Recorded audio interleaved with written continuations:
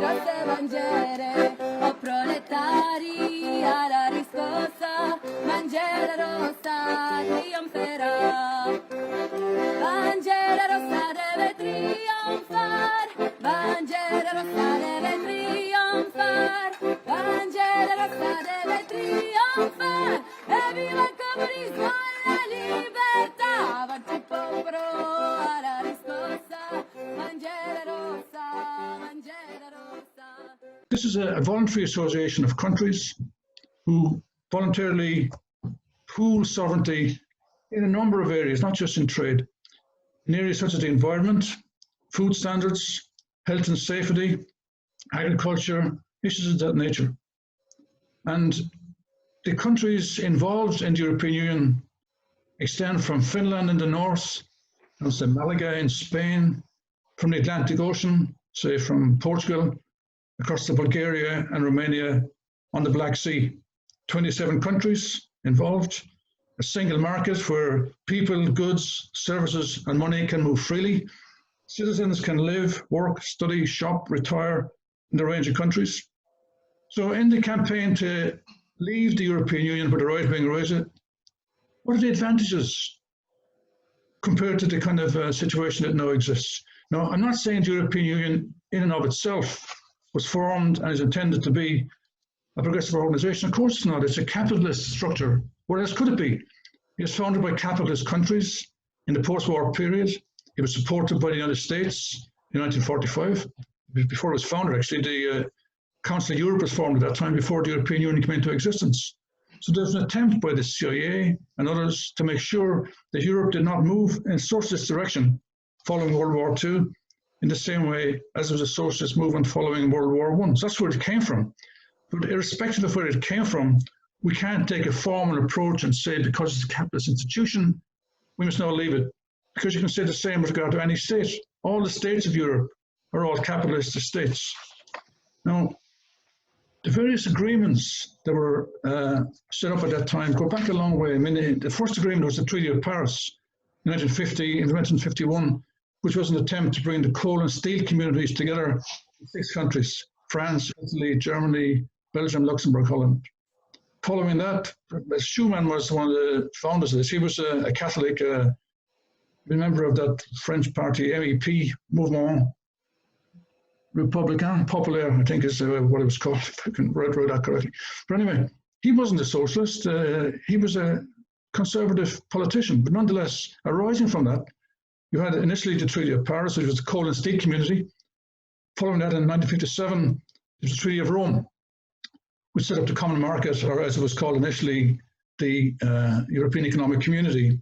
But that remained for quite a few years, and then eventually it began to extend its reach beyond trade, certainly beyond the coal and steel community, into other areas of trade and industrial production and commerce. And then a series of treaties began, such as the Single European Act, the Maastricht Treaty, the Treaty of Amsterdam, the Nice Treaty.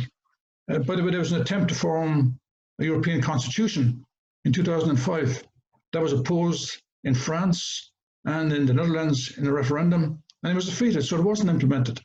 So each of these treaties that I mentioned were all agreed by governments or by referenda in the member countries, member states of the European Union. So any treaty, no treaty is founded and built in stone. Any treaty can be changed.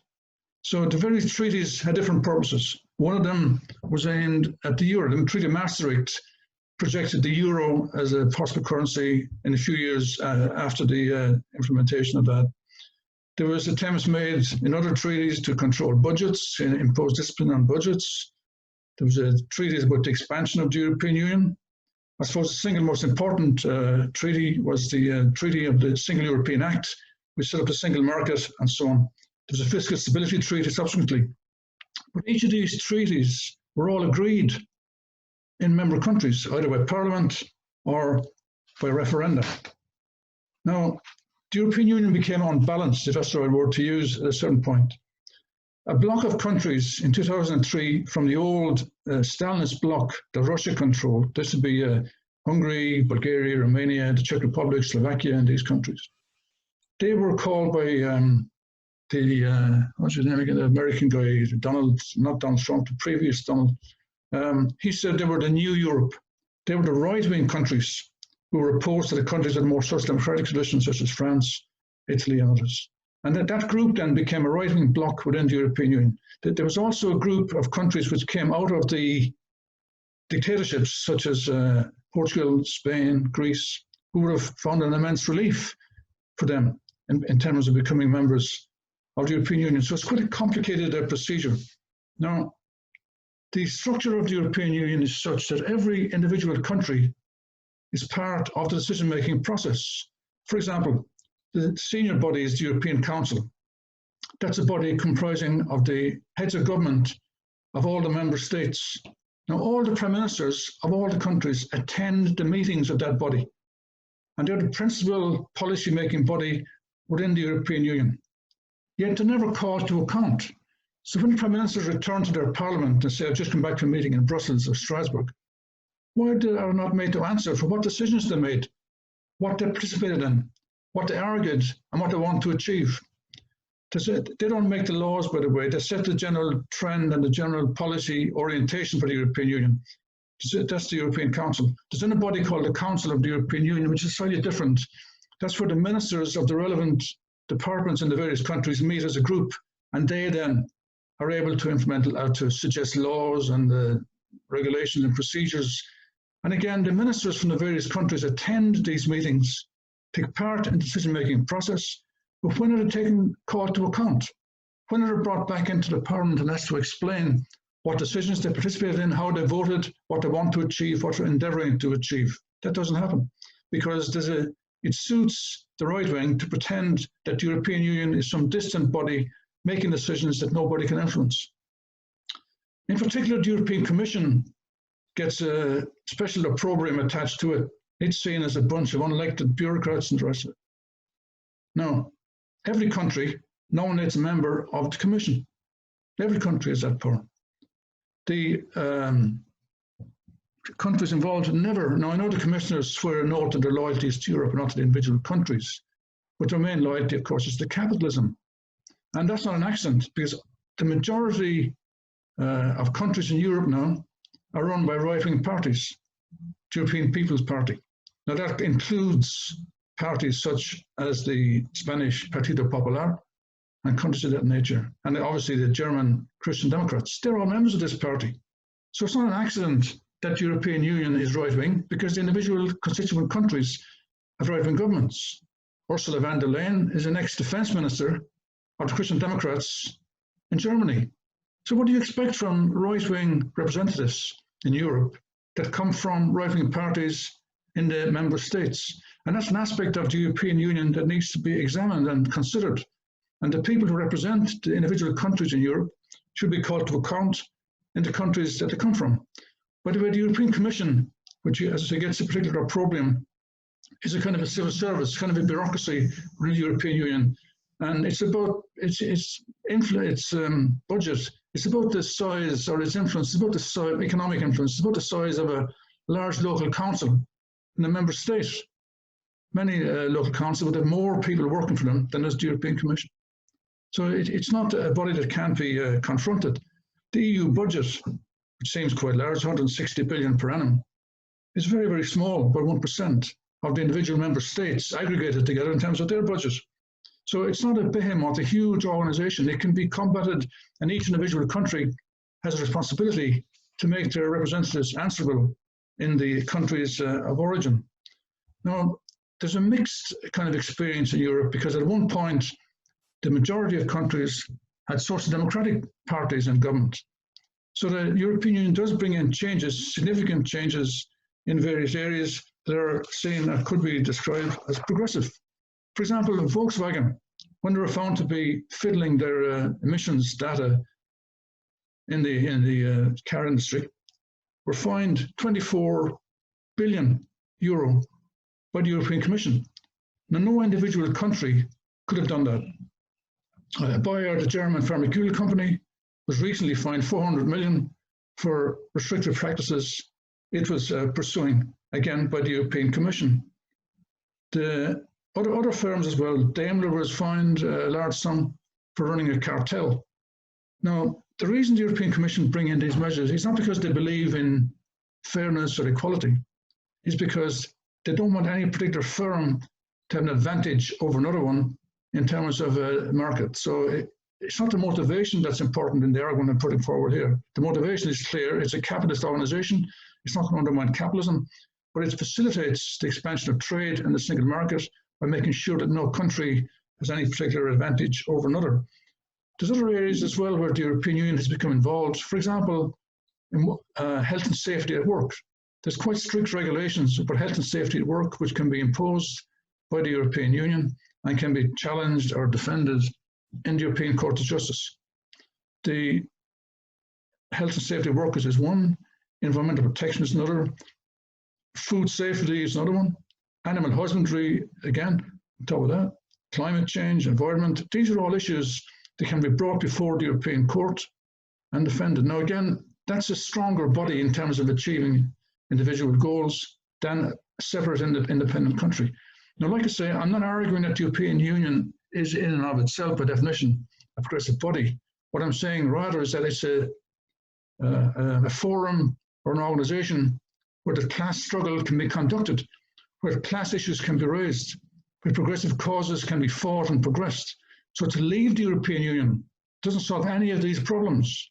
So those who campaign to leave the European Union from the right want to use leaving the European Union to undermine the rights that workers have achieved. That was part of the agenda in Britain in the Brexit campaign. When they talk about freedom to make decisions, what they mean is freedom to hire and fire more freely workers, freedom not to have health and safety measures imposed upon them in industry, to be able to damage the environment as it suits the needs of the individual firms. That's the reason they're opposed.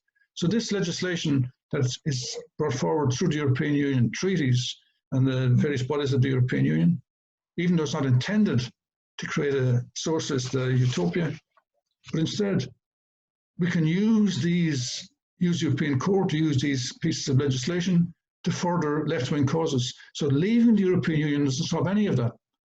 Now, this question of the right needs to be faced. Why is it that the right are driving the agenda to leave the European Union? That goes back a long way. Enoch Powell, whom you'll remember back in 1968, made a speech attacking black people and criticizing black people in England, immigrants in general, but he particularly highlighted West Indians. He was opposed to the European Union, as it was called then, the common market. After him, you had Thatcher. After that, the Tory clique. Going beyond my time here, Dev. Somehow, really. Dev, can you give me Make a think?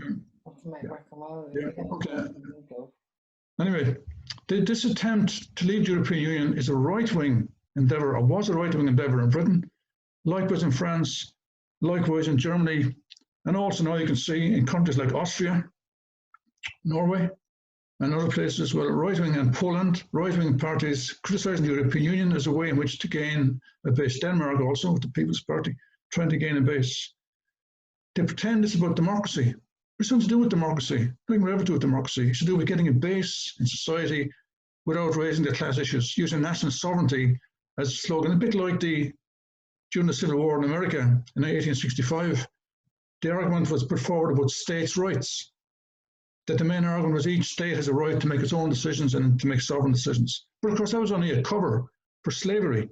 The real argument was about slavery, but the argument that was put across was slave rights. And we need to be careful in Europe not to see the same thing happening here in the European Union argument.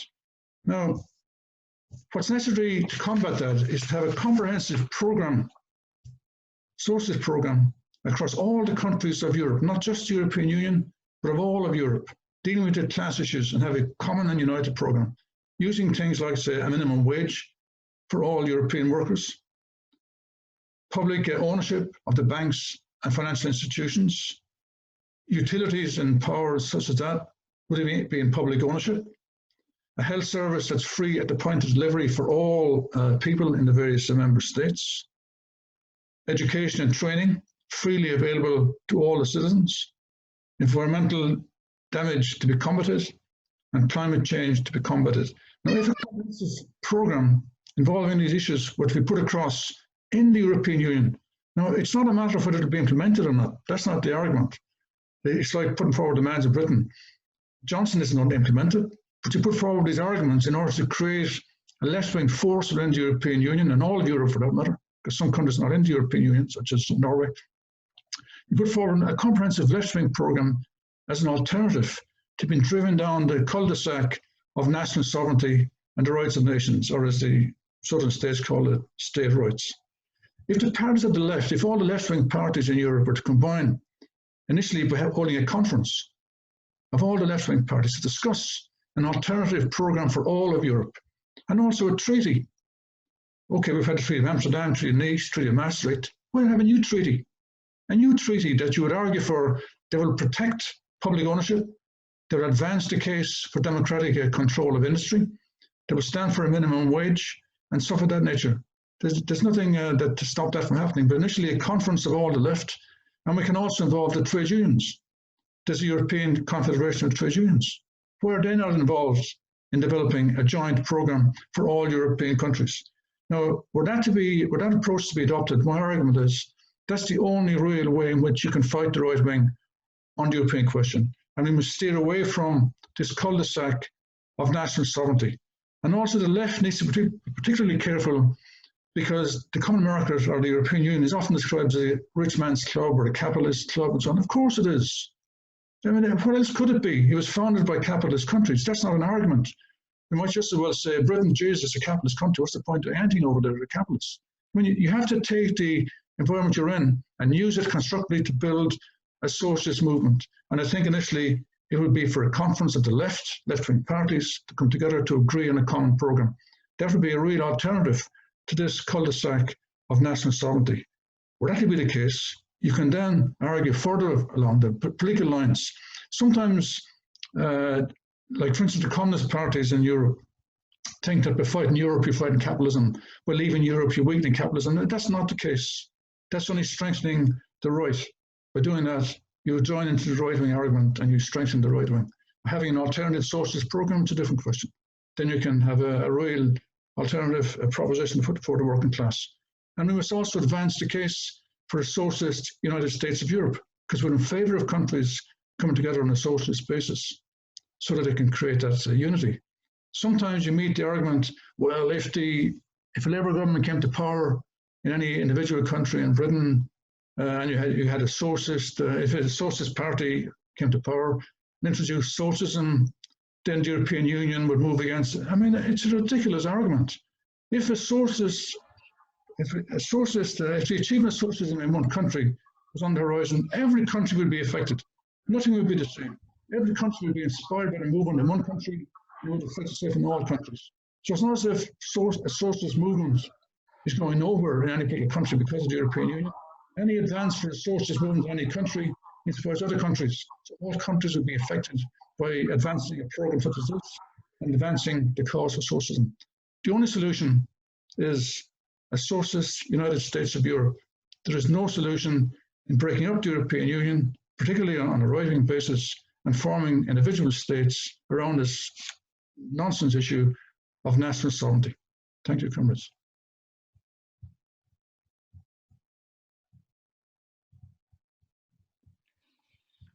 Thank you very much, Finn. You've answered quite a few questions that I already had written down and in my mind for you. And I think I should have said at the beginning, Finn, when I introduced you, that you're the Vice Chair of the Dublin Trades Council. So apologies to comrades if they didn't know that.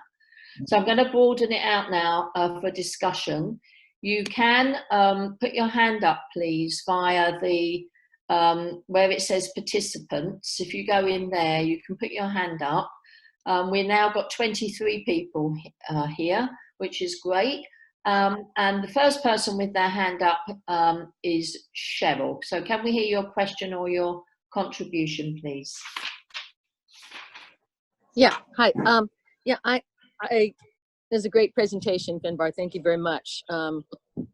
As an American who lives on the West Coast, it's always challenging to keep up with what is going on in Europe, and you clarified a number of things. But what I would like you to address at some point is about the left and the sectors of the working class in Europe that, well, were in favor of Brexit, and to begin with, just for example, and the other places where that's, you know, been an ongoing issue.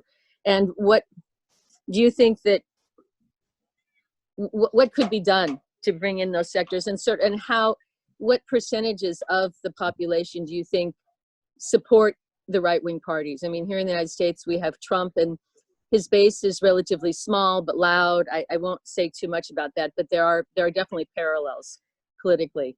And so I was really inspired by your proposal of a conference or a way of uniting the left-wing parties, including socialists and maybe non-socialists that exist, to propose this new a socialist program throughout Europe.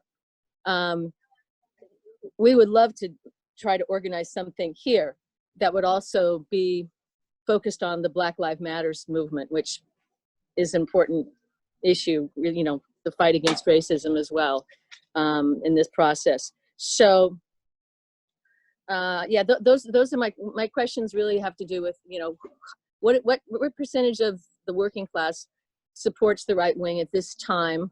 And I mean, I agree totally that the way to combat it is what you proposed, and it definitely presents many challenges, but I'm very excited about the possibility in discussing it. Thank you. Thank you, Cheryl. I'll bring in a couple more people and then I'll go back to you, Finn, if that's okay.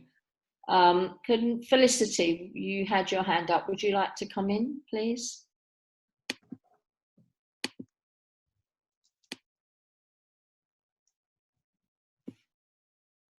Felicity, we can't hear you. Done it now. I agree with a lot of what Finn said, but the European Left Party exists as an umbrella organisation for left parties across Europe. Something like 30 parties involved in the European Left Party. As part of the European Left Party's role, they run a thing called the European Forum, where people can come from any party, from the Social Democracy if they want to come, or from the parties on the left, to discuss how we can raise issues, and how we can raise the issues of working class interest.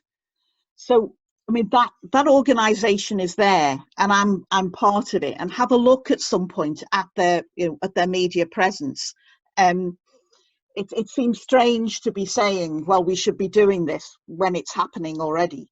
Ireland is only represented there by Sinn Féin as a sort of partner rather than a full member. But it would have been open to to parties in socialist parties. You don't have to be huge to apply to join socialist parties in Ireland to play a role in that. And certainly the European Forum, anyone can go to. Now, the other things that I think are really important to get is that Europe has the second largest working class in the world, and it is the best organised working class. It has the best standard of living on the planet. Now, obviously, that's at risk. We're at risk of losing that. And the right-wing governments, like the right-wing governments in the early part of this century, basically had complete contempt. A contempt they didn't even bother to explain. They had contempt for the organised working class. They thought they could do exactly to the working class what they wanted to do, and they didn't have to take hold of them, didn't have to account for them. Uprisings like what happened in Greece and what's happened in France, what's happened in parts of Spain, have actually changed people's minds on that. And they are more aware that the working class does have some power. The trade unions in many parts of Europe are still very powerful, and still, many of them are still quite left-wing. The reactionary role that the UK played within the EU shouldn't be misunderstood. It shouldn't be underestimated. the EU played a huge, the UK played a hugely reactionary role in Europe. And when people talk about, you know, how in Britain, when people talk about how bad the European Union was, it's the British government that instituted many of the things which they disliked. You've also then got this idea of free movement and the right of workers to migrate to another country and to have the same rights in that country that they have, you know, that the indigenous workers have. It was pushed and pushed and pushed in this country that European workers were cutting the wages of British workers, and all the evidence is to the contrary. EU nationals joined trade unions in roughly the same levels as EU nationals.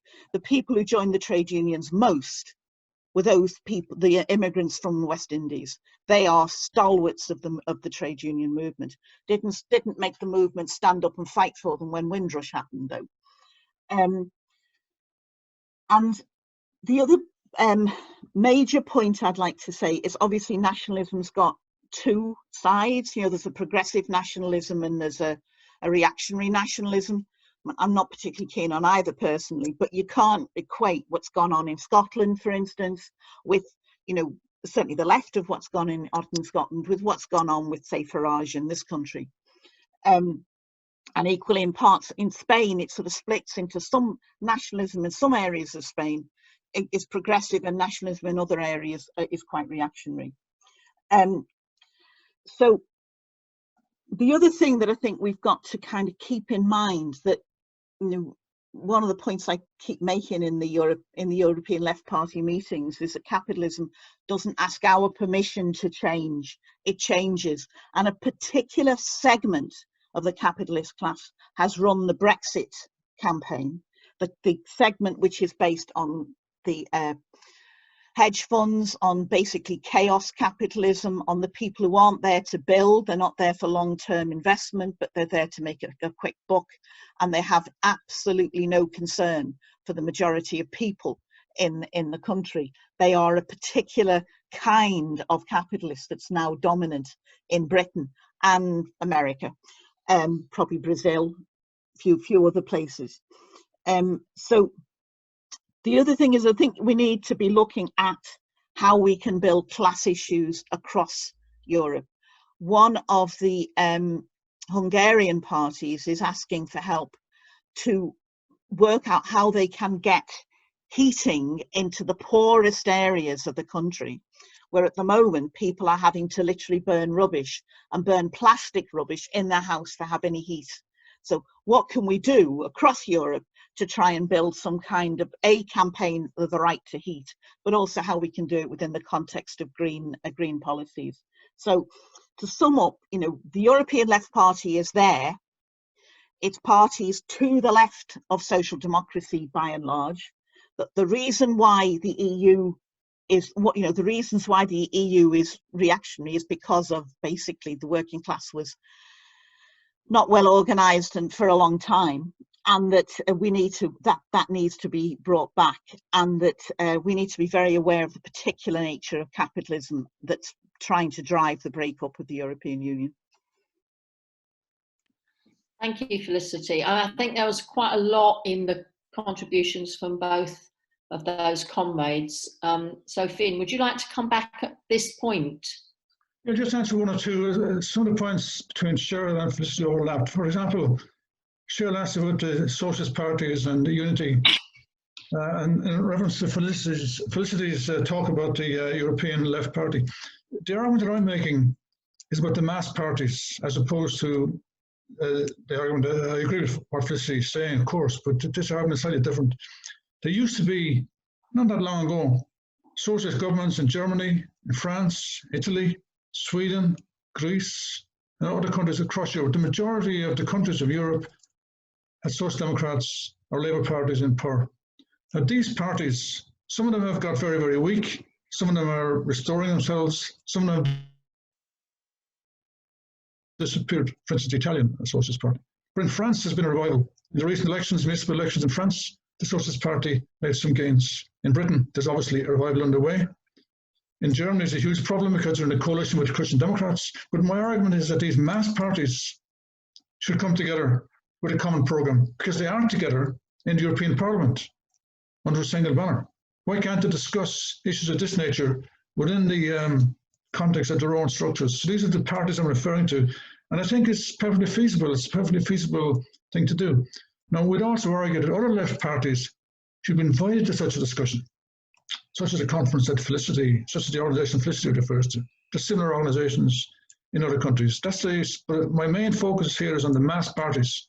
And it only takes one party to start it off, to propose it. For example, the British Labour Party, making a proposal for such a conference would be a way of kicking off, or in any other country would just simply propose it and it might happen.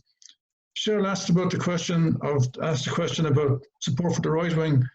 Other comrades can get their own experiences there, but I think it's very, very weak.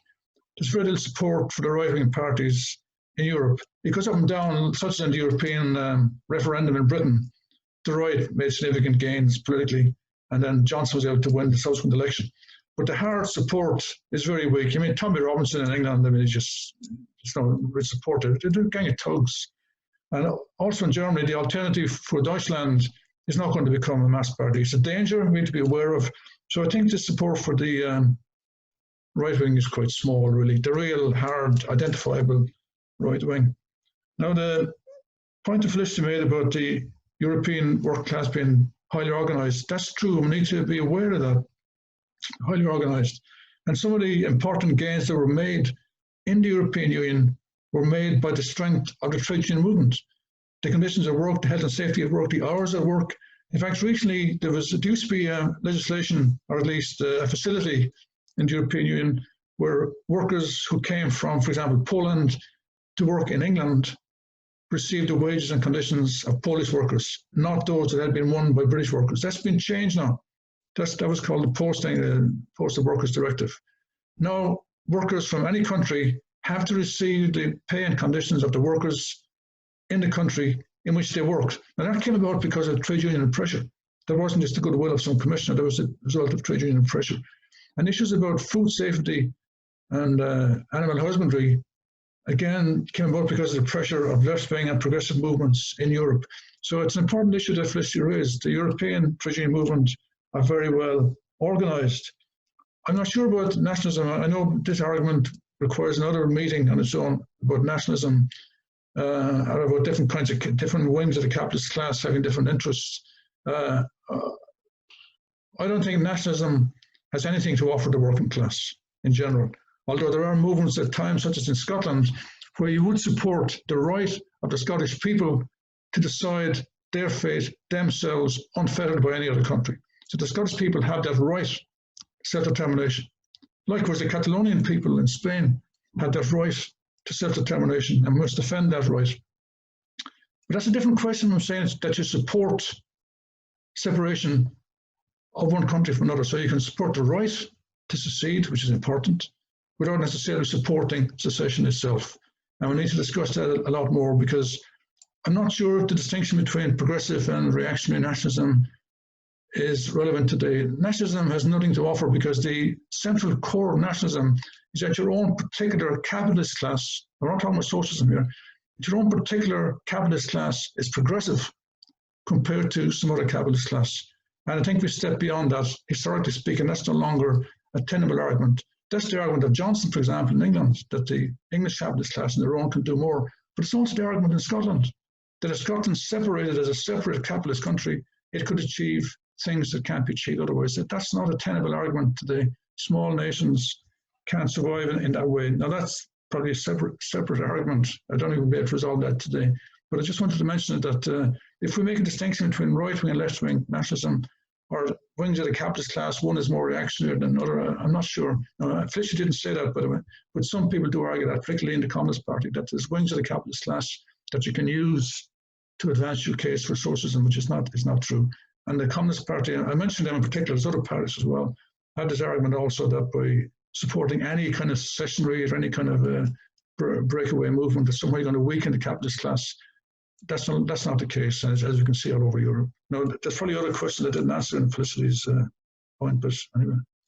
Incidentally, that conference, the European Forum, is a plays a very good role, I know, and stuff of that nature. So I have no criticism to make of them. But my argument is that the mass parties need to take initiative here as well, you know. Thank you. So I'm going to bring in Rolf next and then John Ryman. So Rolf, could you unmute yourself, please? Yes. Well, well, I can give some figures of the Danish situation. And as in many other countries, we have the same situation with this far-right parties, populist and xenophobic, very critical to EU. But we have also on the very far left parties who are just as critical and tell the workers that their bad situation is caused by EU. And up till now, we have seen that, those two wings, they have the demand that we should leave EU. But after the experience of Brexit and the referendum in UK, they have changed their demands. They want to remain into EU, but they will decrease the power of EU and give the national parliaments more power. That's the situation in Denmark. Well, we joined EU together with the UK in '72, and in the Danish population, has been very critical to EU, and all the treaties Finn was mentioning has been put to referendum, and many of these referendum, the population in Denmark let down the government. So we are not fully member. We are not a member of the euro. We are not participating in defense and other parts of EU. But of course, we are part of the single market. As you said, well, it's a capitalist market, and what they do in the single market is that there's a free movement of capital and free movement of labor. If you look at the Danish capitalists towards the EU, they are totally dependent of EU. 50% of what we produce in Denmark goes for export, and 50% of the export goes to countries inside the EU. So if we left EU, it would be a disaster, in the same way as in Britain. But as I said, there's this free movement of labor, and for the time being, 140,000 East European workers work in Denmark. The population is 5.8 million, so we are about 1/10 of UK. So it will be comparable to 1.4 million Eastern workers in UK. But anyway, it's 140,000, and it is increasing because the employers, they want more workers from Eastern Europe coming. That's of course because they is paid lesser than the Danish workers. I will come back to that. But anyway, they work in slaughterhouses, in the building industry, and in the farmers, the farm, and in the cleaning industry, service industry in general. And there's no doubt that they undercut the Danish workers. well, and of course the employers are happy about that, and they demand more workers from Eastern Europe. But we were speaking about the unions, because the unions in Denmark, they're very keen to organize the Eastern European workers, and we have seen an increase in the organization. For example, the union comparable to Unite in UK, from 2016 to 2018, 7% more was organized. Well, of these East European workers, and Eastern European workers who have been in Denmark more than 5 years, 57% of those are organized in unions. The comparable figure for Danish workers is 67. So it's more or less the same, but of course we still have the problem with the Eastern Europe workers who is staying shorter time. They are not organized in the same way. But as I said, well, they are paid a lesser wage. They are lesser paid than the Danish workers. If we look at the unions, they have employed foreign workers to agitate and organize the Eastern European workers. But generally, a large part of the workers see the Eastern European workers as undercutters and blame the EU. And that's the background for this very right-wing populist party called Danish People's Party. At the election in 2015, they gained 22% of the votes. But a new development, and I think Finn was telling a little about it, but anyway, what we saw at the election in 2019, it only got 9%, so it was more than halved. And now in the opinion poll, they are on 6%.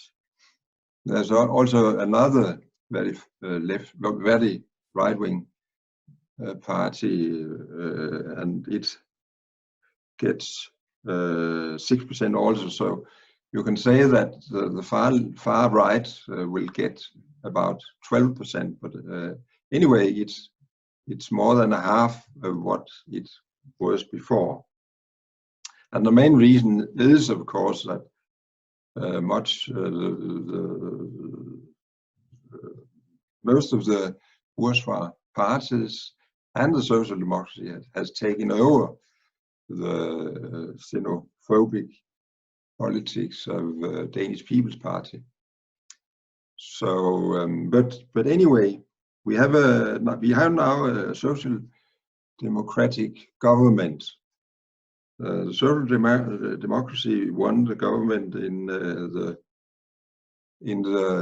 election 2019, mostly because they promised some social improvement for the workers.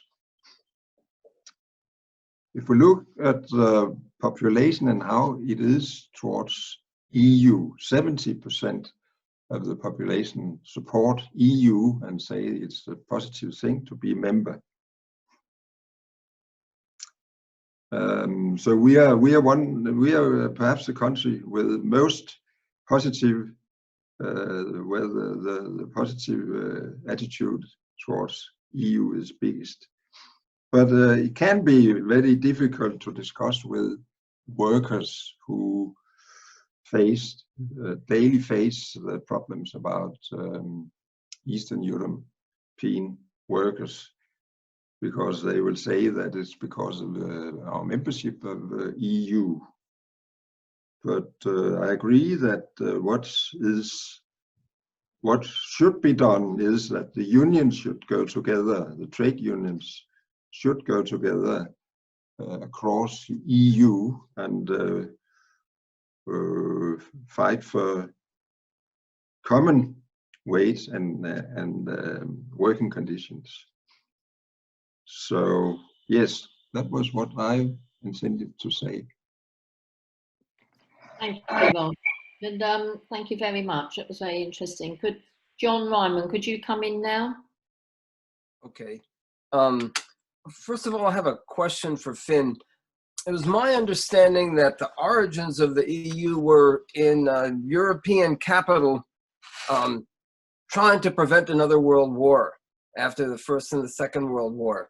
In other words, trying to minimize the contradiction of the nation states. And that the whole point is that under capitalism, you can't get rid of that contradiction. So anyway, I'd be interested in hearing Finn's comments on that.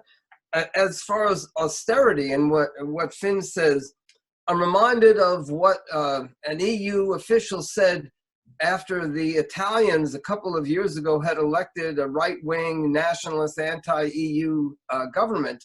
And some Italian officials said, the markets will teach the Italians how to vote.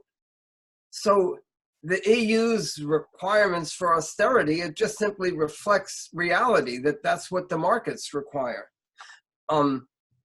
It seems to me. The main points I wanted to make, though, Rolf mentioned this question of free movement. And that's a big issue, a free movement of workers. And that's a big issue for workers here in the United States, too. And a lot of workers, even those who are not xenophobes or racist, will oppose free movement of workers because it just seems logical to them that you can't have a bunch of workers coming from Mexico or wherever with lower expectations. It's going to drive down the wages here.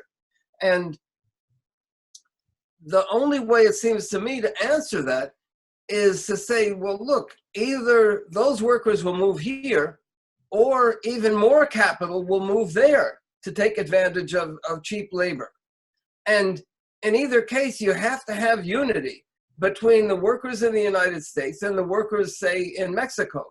And that unity is impossible if you support preventing Mexican workers from coming here. And so therefore, you end up with the worst of both worlds if you oppose Mexican workers coming to work in the United States. And here, I'm reminded, as far as the campaign to leave the EU, I'm reminded of, it's very different in some ways, but in one way it's similar. Several years ago, there was it was quite popular, the campaign to privatize the public school systems. And it was particularly popular, actually, amongst a lot of Black parents. And the reason was that the public school system was failing Black kids. And so, and the campaign against privatization, what it did was it talked about all the negatives of privatization. But in effect, it said, by absence of saying anything, in effect, it said, well, let's leave the public school system as it is. And that was a big failing. And what they should have done was said, well, yes, here are the problems with the public school system. Here's how it should be changed. And those changes are made even more difficult or made impossible if you privatize a school system. So in other words, propose a working class alternative. I wouldn't really say an alternative, but a working class way of resolving the problems in the public school system. And it seems to me that a similar train of thought has to be raised as far as leaving the EU. That yes, there are serious problems within the EU. I think Finn was kind of alluding to that. But leaving the EU will make things even worse because, as that EU official said, the markets will teach people how to vote. And so therefore, now Finn mentioned the campaign calling for he called for the mass parties to campaign for to organize an international campaign for a minimum standard of living, minimal social benefits, and so on. And as far as I know, the only really positive development within any of the mass parties that I know of has been the rise of Jeremy Corbyn in the British Labour Party. And that makes it, it seems to me, all the more important to have called on Jeremy Corbyn to have led such a campaign. And I would be interested in hearing from the comrades who were in the Labour Party how and to what extent such a call was openly made on Corbyn to launch such a campaign.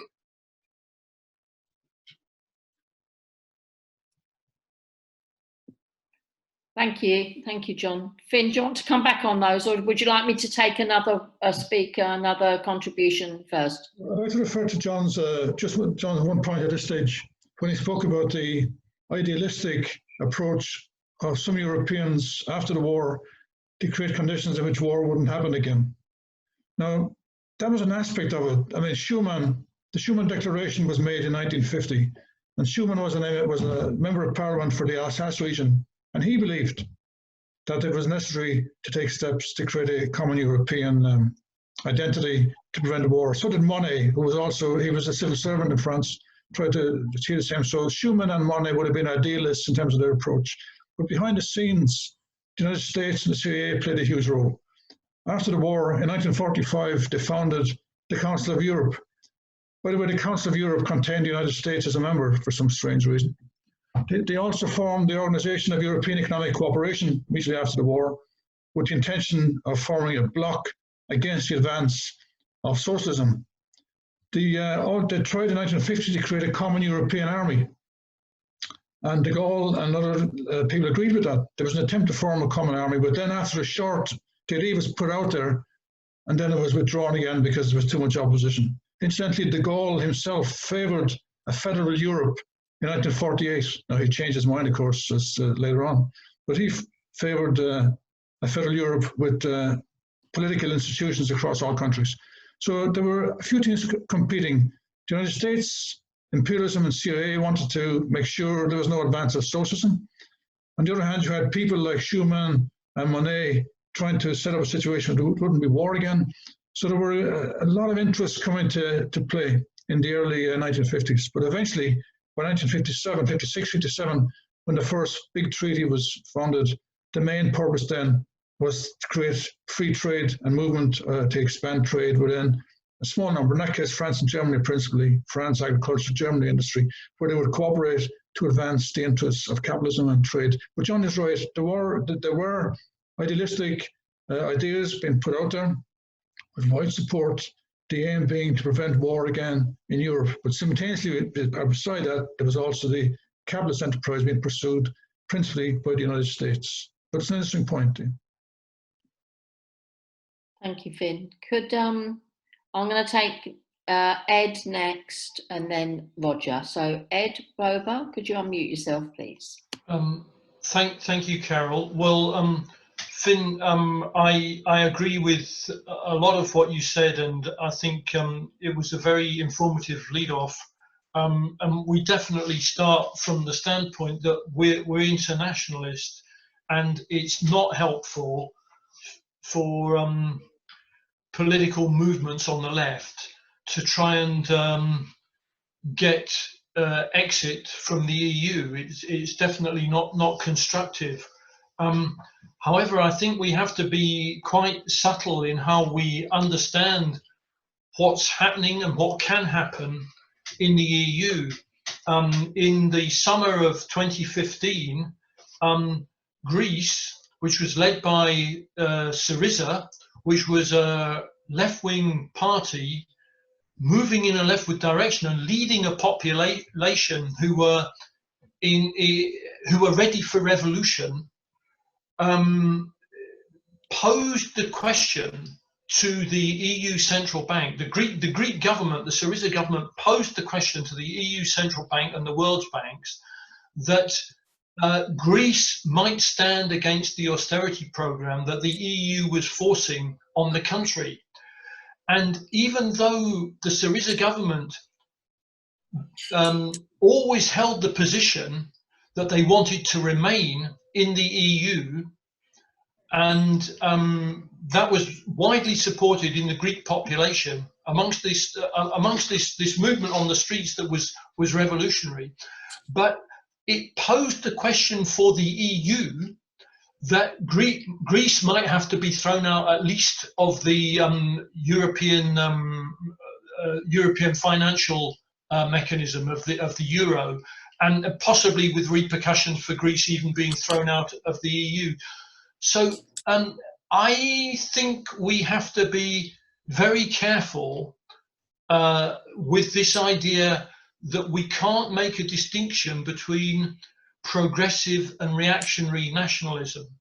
The Syriza movement in Greece was definitely progressive.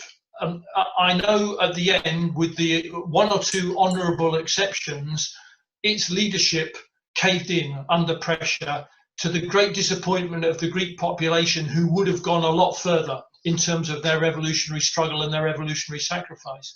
But had Greece been kind of expelled from the European economic mechanisms, or even expelled from the EU, there would have been a kind of progressive nationalism, not on the part of the Greek ruling class, but represented by a revolutionary movement of the Greek working class. And it's in that context that we have to understand that nationalism can sometimes be, national self-determination and nationalism can sometimes be a progressive demand. And it's a progressive demand not because sections of the bourgeoisie play a more progressive role, but it's because sometimes through a national democratic revolution, the working class can assert itself and socialist objectives can be achieved, or at least moved towards. I think, I mean, to take a couple of really clear illustrations of that, I don't think anyone in this meeting would say that the demand for national self-determination for Palestinians or Kurds is in any way a reactionary demand. It would contribute to the weakening of imperialism globally, as probably would have had the Greek government, the Syriza government in Greece, made a stand in the summer of 2015, had they made a stand against the European central banks. And you know, there are some subtle issues in this, Finn, which I think we need to include in our thinking. For example, now take Scotland. I'm not arguing that the Scottish capitalist class are more progressive than the English capitalist class, far from it. But through a degree of autonomy for Scotland, we have a situation where the NHS is not being privatised in Scotland. We have a situation where rail services in Scotland are still in public ownership. Now, that, in my view, if you take the sort of circuitous way that history sometimes works, you have a heritage in Scotland of a hugely strong union of mine workers, of a communist party that had thousands, tens of thousands of supporters at some stages, that you had a country where Labour was very, very strong at some point. And all of that collapsed during the Blair years with the defeats and the setbacks of the Labour movement in Britain. But the heritage, the traditions, the culture that has still survived in the population makes it a requirement for demagogic capitalists like the Scottish National Party to still agree, to have to accept that they can't privatise in the way that other capitalist countries are doing. And we have to take into account subtle political nuances like that in any appraisal of any movement where there are forces clamouring for some kind of national autonomy or self-determination. Every situation has to be judged on its merits, and you know, we can't just have a sort of one size fits all. That always, in all circumstances, is internationalism the immediate tactical question, although obviously in the long run it's only the working class that can bring about even democratic reforms like national self-determination, and it is ultimately through the working class that the planet will achieve the political internationalism that it needs to create a more equal world. Thank you very much. And just to add in, Scotland don't have university fees either. Roger, would you like to come in at this point? Yes, Corey. Well, really, I wanted to come in on the question of Brexit and why we've had this extraordinary development, if you like, in the relations of British capitalism to Europe.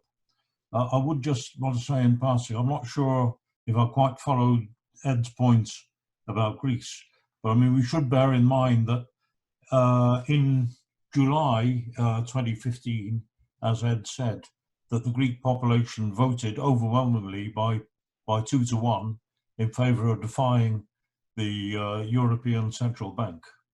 But only 2 months later, in the elections in September, they the only party that was standing for a break with the EU and with the euro which was a left breakaway from Syriza, got a pitifully small vote. They didn't even get into representation in Parliament, because for the Greek population, a return to the drachma brought back nightmare memories of the kind of hyperinflation at the end of the Second World War, after the liberation from the Nazis, and the civil war that followed that. So I think we have to be very sensitive, if you like, to the associations. Obviously, self-determination for super oppressed peoples like the Palestinians is, has to be taken on a slightly different level to questions like Catalonia or Scotland. I'd like to know, I mean, really, if other comrades would come in on that. Really, I'd like to return to the question of what happens with Brexit. I remember the referendum that took place in 1975 when Britain voted to join the EU, as it then was. Oh no, the European, what was it? European Common Market, was it? It's still called at that time. When we had the referendum in 2016, the television showed replays of the debates that took place in 1975. And what was so striking was that the level of debate was incomparably higher in the 1970s to 2016. In 1975, Edward Heath, who was the pro-Europe Prime Minister, Tory Prime Minister, actually argued almost in Marxist terms. He actually used the phrase, or something very close to the phrase, that we have to recognise that the forces of production have outgrown the nation state, which was absolutely correct in the context in which he was speaking. If you looked at the conduct of the referendum in 2015, it was absolutely puerile. On the one side, xenophobia, and on the other side, the ones for Remain, there was probably no arguments at all, except trying to frighten people with the economic consequences of Brexit. So what was the real reason behind it? Now,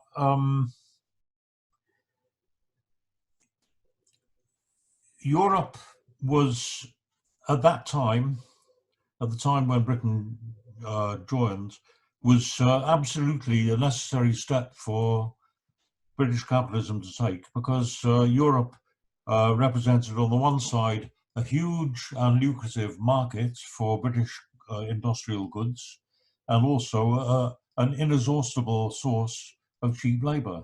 And they needed immigrant labour, both as cheap labour on the one hand, and also as political scapegoats, which they used. You know, if you remember, even you know, under the Thatcher government, they used sneers at, do you remember? I mean, it seems unbelievable almost to remember it, that there was a Tory minister at the Tory party conference who was mocking European immigrants who would come with a French accent. He was mocking a French accent and saying, "Where can we get something for nothing?" As if Britain offered better social benefits than continental Europe, which was of course ridiculous even then. But you know, the question is that now the transformation of the British economy is such that, you know, manufacturing now represents a mere 8% of the British economy. So those, you know, both the question of the market for industrial goods and the question even of cheap labour for the for industry, for the factories, for the production line, were actually of minor consideration now to the changed, and due to the changed physiognomy of the British capitalist class. It's foreign companies now that own almost the entire infrastructure in Britain: the seaports, the airports, the power stations, the railways, the buses, the energy companies, the water companies, and so on. Foreign investors rather, own actually £1 trillion worth of shares in the British economy, which is 53.8% of shares in UK registered companies. In the early 1980s, it was less than 5%. Europe shares owned by foreign investors went from 5% in the 80s to over 50% today. So the power, just in the same way that the power shifted from, you know, if you take historically over the centuries, the ruling force in society was originally was the feudal landowners. It shifted to entrepreneurs. It shifted to heavy industry at the time of the Industrial Revolution. And that remained for a couple of centuries. Particularly under Thatcher, she destroyed industry, of course, largely for very necessary political reasons, and the power shifted to the City of London, and if you like, the traditional orthodox wing of finance capital. But now it's not even in the hands of finance capital in that sense.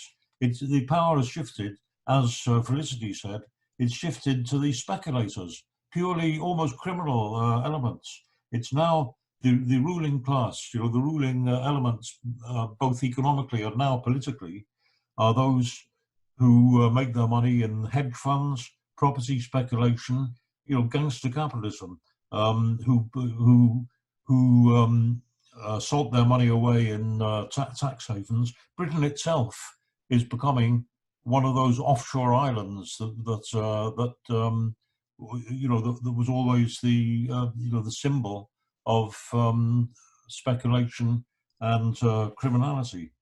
Well, that's really the point I would like to end on. Oh, sorry, just the point that just to finish that off. That even from the point of view of immigrant labour, that now that more and more there's got to be quite enough of a reserve army of unemployed already, not for them not to need to import a kind of subgroup or subclass in the way that they did before. Thank you, Roger. Okay, there's a lot there, Finn. Would you like to come back in? You need to unmute, please. Well, on Roger's point, when the Tories joined the European Union, there was no referendum. There was a decision by Ted Heath and the government. But then during Wilson's term of office in 1975, that's right, there was a referendum to leave. and they voted to stay. So a majority voted in 1975 to remain within the European Union. But Roger's right, the level of debate was incomparably different from what it is now. Although when Britain joined the European Union, a lot of progressive forces were opposed to it because it's the same argument as now. The argument has been put that by joining the European Union, it'll solve all the problems of capitalism, which of course it wouldn't. And the same way we're saying now, by leaving the European Union, it won't solve all the problems of capitalism. So it's the same type of argument, but it's an important point that Roger brought up. Nonetheless, there's an issue that John Ryman referred to as important about the conditions of workers. The first thing to insist upon is that the countries we live in, that the immigrant workers are coming to, the trade unions have to insist on conditions of work that apply to everybody who works in that industry, common conditions. And if employers were forced by law, because you can use the law progressively in this case, to pay the same paying conditions and conditions of service to workers from all countries, then they'd have to either pay them or not be able to expand their industries. So first of all, the trade unions had to insist on the application of equal pay and conditions of service for all workers, regardless of where they come from. Now, I'll just give an extreme example here. I was reading recently, Calvin Klein, if you buy a t-shirt from supposedly made by Calvin Klein, you might pay, say, €40 for a t-shirt in some shop. Of that €40, about 50 cents goes to the workers in Bangladesh, which is nothing. The cotton comes from America. All the taxes are paid in America. All the rent and patenting and licensing and franchising is all paid to the big American stores. Use of the malls all in America. So the worker producing it gets nothing, comparatively nothing. So this issue of equal pay is not just an issue of insisting on conditions in the countries we're in. We must also insist internationally the proper conditions apply in other countries where industries that we can influence that we're working in. Also conditions apply, because if the car workers in Mexico, or China for that matter, got the same wages and conditions as workers in America, then the companies wouldn't be leaving America to go to Mexico and China in the first place. It's a complicated issue, but it's two sides to it. One is to insist on conditions at home, and the other is to insist on international conditions. Incidentally, in Ireland, there was registered employment agreements. Jimmy is here, he'll know more about this, but there was a registered employment agreement where electrical workers in Ireland were to receive certain conditions, pay, pension conditions, and so on, And that was the law. That was we thought it was the law. But a group of employers went to court, got that law overturned. It's only about 2 weeks ago, which meant that the agreement the unions had achieved, that the government had accepted, and we all thought was part of the law of the country, it was possible for the employers and the courts to overturn that, and now electrical workers don't have the conditions they had a month ago any longer in Ireland. So the law itself doesn't solve things, it's only a step in the direction. But the strength of the trade unions is a key thing. Rolf mentioned this issue also about conditions, but there is now in the European Union an European Labour Authority, it's only recently created, whose job it is to insist on social welfare conditions and job conditions and employment conditions that workers can now, they can go to this authority to see that their conditions are met. And that's an important advance. There are also issues in Europe which countries can decide on. I mean, in defence, Rolf mentioned Denmark and defence. The same is true in Ireland. No country in the European Union has to take part in any defence or any aggressive or any army or military operation. That has to be unanimous, and each country makes their own decision in that. Now, there was a thing brought in recently called PESCO, which meant that all countries had to spend 2% of their national income on defence. But no country has to meet that. That's a European ambition, but nobody has to meet that. See, the European Union has incorporated the section of NATO, the Western European Union has been incorporated into the European Union. That's a section of NATO, actually. But no country has to carry out military activities in Europe. There's no European army, for instance. There's no European, each country separately decides to become involved.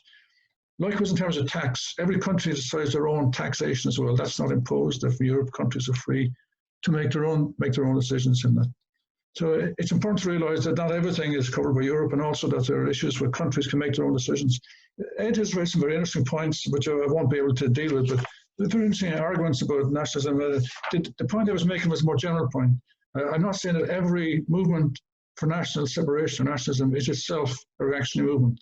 I'm not saying that at all. I'm saying that in general, historical and political terms, nationalism has nothing to offer the working class. That's not to say that all movements for national independence are all reactionary and so on. I wouldn't argue that. And Ed is right to raise that point and to look for clarity in that. But I do hold the view, though, that nationalism, the creation of a separate national state, doesn't resolve the problems that countries or nations face, which is a more general point. And we must take into account the nuances as well. Ed is quite right to point that out. We can't just say all movements are all reactionary, because they're not. They're not reactionary. You have to analyse what the issues are and try to take a position. But in general, the separation of states, as we've seen even in recent times in South Sudan and other places or countries, and actually Palestine's a very good example here, because if Netanyahu gets his way, and it looks like with Trump's support he will get his way, and a big section of the West Bank becomes part of Israeli territory, the idea of a separate Palestinian state takes on a new complexion now. Are we talking about a unified state where Jews and Arabs and all people have similar rights? Or are we talking about the separation into the settlements belonging to Israel, the rest of the West Bank becoming Palestine? See, there's nuances and stuff, but Ed is right to point out that, and maybe that requires a discussion of its own. Just finally, another interesting point about Greece. Varoufakis argued for a conference against austerity when he was in the government in Greece, and that wasn't done, that wasn't achieved. But that was a good argument to put that there were a number of countries such as Portugal, Spain, Italy, Ireland for that matter. Mind you, the Irish case is interesting. When the cuts came into Ireland from the European Troika, the government had already introduced them. The Fianna Fáil government had brought in the cuts. So when the European Union officials came and looked at the books, they thought, yeah, we'll go along with that, that's fine. And so much so that when Chapa, who was the leader of the Troika, appeared in Grafton Street in Dublin, went for a walk, people were shaking his hand. So it was quite a different reaction. Normally when the IMF comes into a country, there's a general strike, there's censorship, there's imprisonment of people. But in Ireland, it was funny because the government had brought in the changes that the European Union were looking for, even before they arrived. But Varoufakis did call for a conference involving Spain and Portugal and Italy and Greece to discuss that question of a common approach to fighting austerity. And unfortunately, it didn't happen. Very good. Thank you, Finn. Well, I'm going to bring in David now, and then the speaker after David will be Rob Dyer. So can you unmute yourself, David, and off you go. Yeah. Okay. Well, look, first of all, thanks a lot, Finn. You've made a contribution on the European issue and on Brexit at previous occasions, and you know, this one doesn't fail us either. You've done very well, I think, in summing up some of the key issues here. But I think to look at the issue in this broadest context, you know, the First World War already resolved one issue, at least theoretically, and it should have resolved it practically in the socialist movements which, you know, resulted then and thereafter. And that is that capitalism is breaking out of the national state, and it's also breaking loose, you know, from the constraints of private ownership in the development of its productive forces. And, you know, the EU is a very, very partial recognition by the capitalist order, you know, of this reality. But it does seem as though we've had, you know, inordinate time taken to be able to come to terms with many of the realities which Finn has mentioned. When I say we, I'm talking about the broadest labor movement. I do want to add, you know, a couple of points, maybe three. First of all, the EU is in crisis. Capitalism worldwide is in crisis, and the EU is also in crisis. To give an example of that, I mean, for a period of, I think, about 2 months, the EU was in complete paralysis in relation to the pandemic. And Italy had to get support from Russia and from China when it was not available from the EU in any shape or form. In other words, it's a cooperative alliance of states which at critical points just doesn't work at all.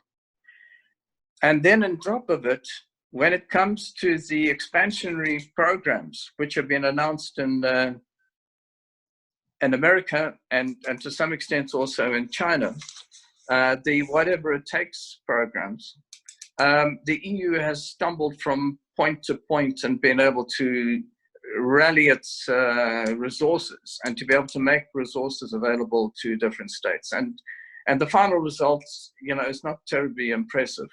In other words, when the country states of the EU are in rapid decline and slump, the existing order, I'm not saying it'll always exist as this,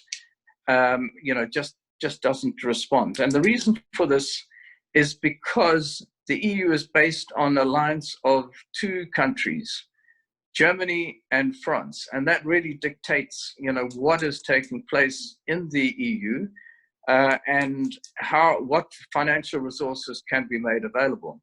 And then we have the absurdity that even during this crisis, we find that the French government is announcing all kinds of campaigns or financial support for the French aviation industry, for instance, an absolute fantasy at this time, but something which seems to recreate the idea of the national state, the national French state as a defender of some economic activities in France.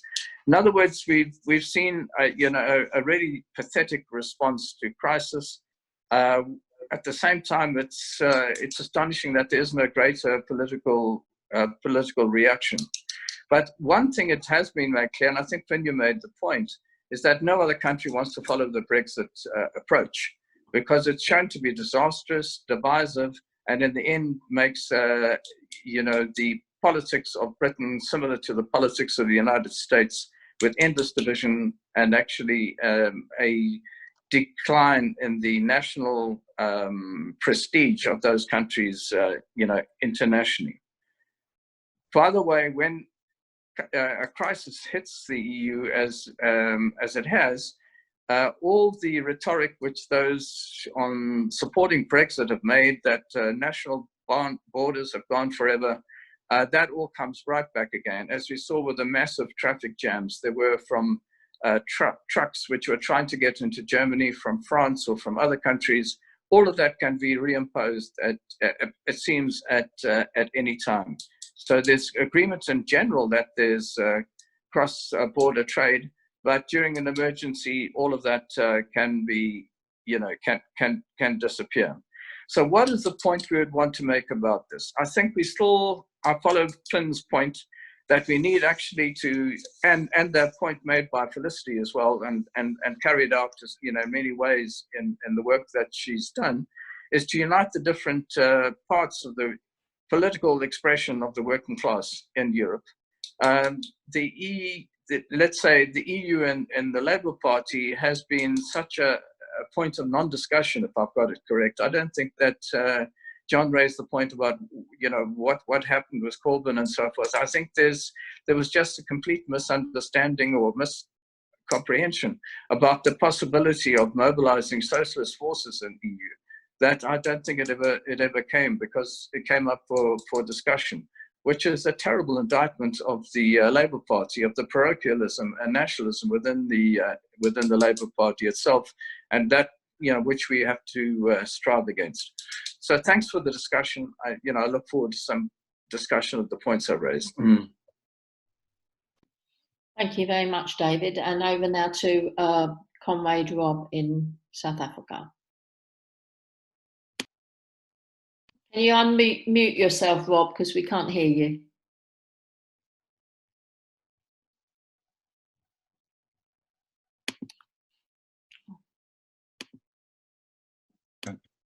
Okay, yeah.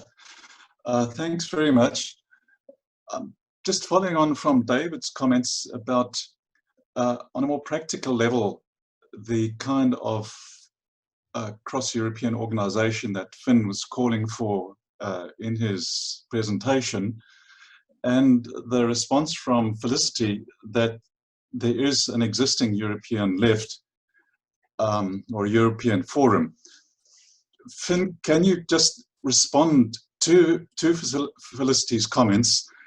Are you looking for a movement to play a different kind of role? Do you think the existing forum is not doing what it should do?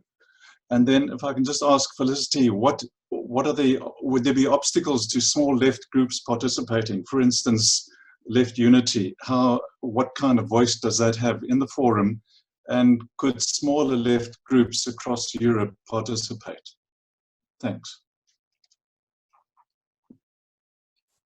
Maybe Carol, just come in, Finn. That's a specific question.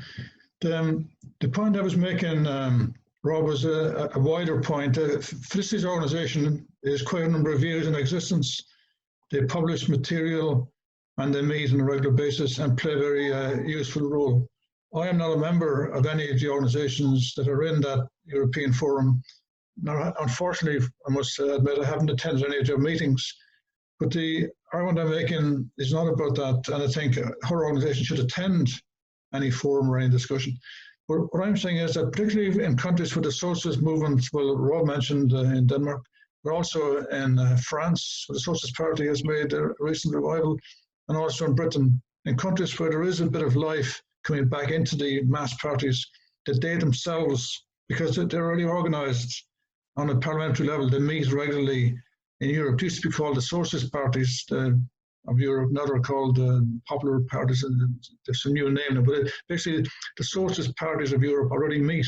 They have regular meetings already to discuss issues of relevance to the European Union, and that organisation itself should call the conference because of the mass basis on which the parties are the mass base that the parties have. Felicity's organisation is a different organisation, and they're playing a very useful role. It's probably, although Felicity is gone now, so she could give us more detail, but there are smaller groups involved, say Left Unity in Britain, Syriza in Greece, and other groups of that nature. I guess Felicity, she can answer it herself now. But the thing I'm calling for is that the mass parties themselves, who meet on a regular basis, should call a convention themselves to discuss issues of common interest for workers across Europe. Slightly different thing from the European Forum that Felicity is talking about, but she's back.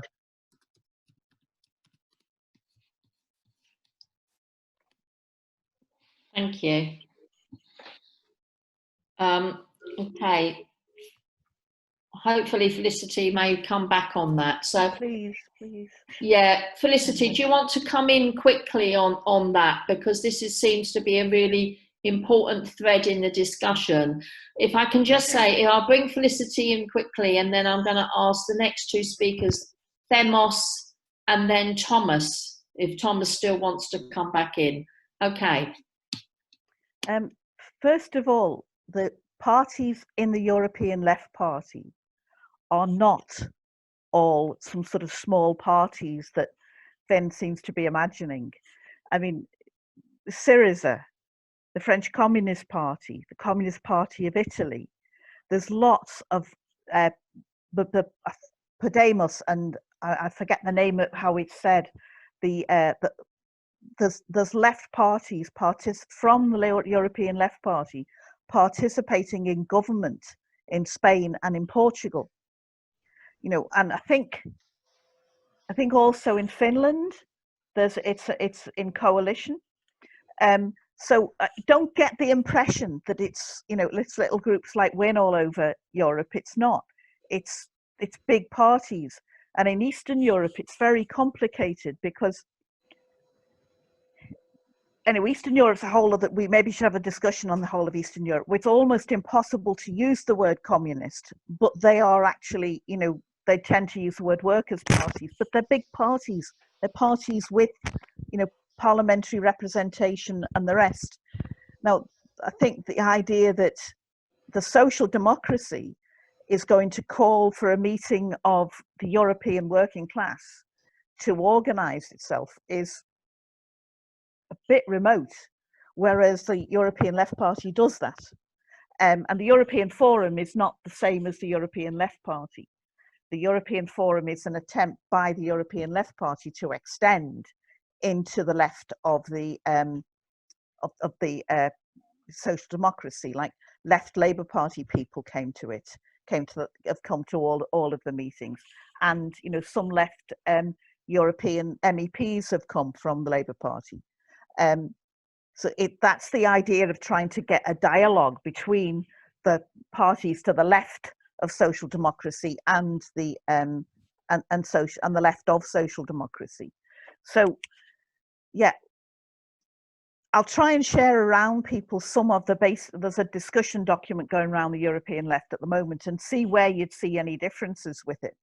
But the key thing is I have no evidence that there are, you know, social democratic parties, including the Labour Party, who at the moment are looking to build workers' unity across Europe. I hope there are, but I haven't seen any evidence of it. Thanks, Felicity. I thought it was important to follow up that point. Finn, you can pick that up in a little bit. No, I think Felicity's spoken very well on that. Yeah. Clarified the issue very well. Okay, so it's Themos next, followed by Thomas. So over to you. Unmute yourself, Themos. Yes, thank you.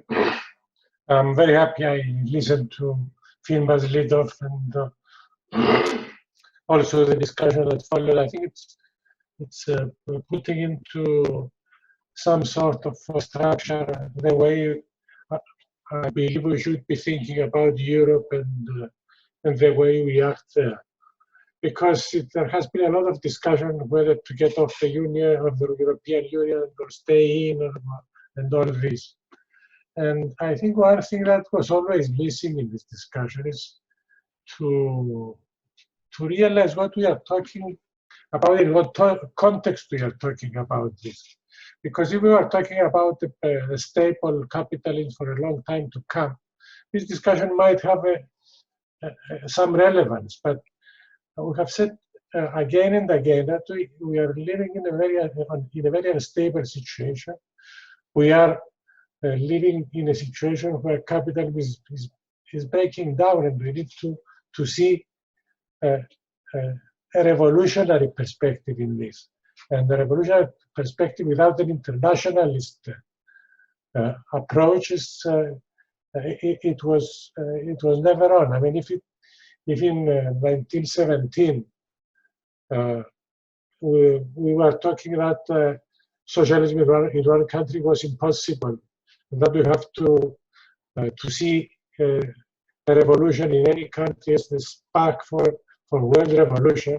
Today is much more important, and I think this was very graphically borne out in the Greek situation in 2015, and there was nothing that can be defined as nationalism, or nothing can be seen as a national issue. The Greek situation was such that whatever happened there was being followed by everybody in Europe and even beyond that. And the success of the referendum should not be seen as just a possibility of getting out of Europe and building a country that could build its own capitalism or its own socialism, for that matter. Because if we think that European will not let any of its members go to the left or achieve socialism, there is nothing to stop the European Union of not accepting anybody outside it achieving socialism. So unless the whole thing is seen in a European perspective, we cannot really make any headway. And the other thing is, I wanted to say something about self-determination. Self-determination, it either comes out of the situation or it doesn't. I mean, trying to create a situation where Catalonia would split or where Scotland would split, it's not something that could be justified on our part. But this is very different from opposing Catalonia's split when the central government tried to impose their will and send in the police, send in the troops, and they arrested the leaders. That is where, when a people is suppressed, that's where we have to be with them, but not beyond that. I mean, that doesn't make Catalonia's cessation something that we should either work for or encourage. Anyway, I think that tonight I'm a bit happier that we are slowly but steadily putting behind us the ideas of individual national solutions to our problems. Thank you, Themos. Thomas? Yes, thank you very much.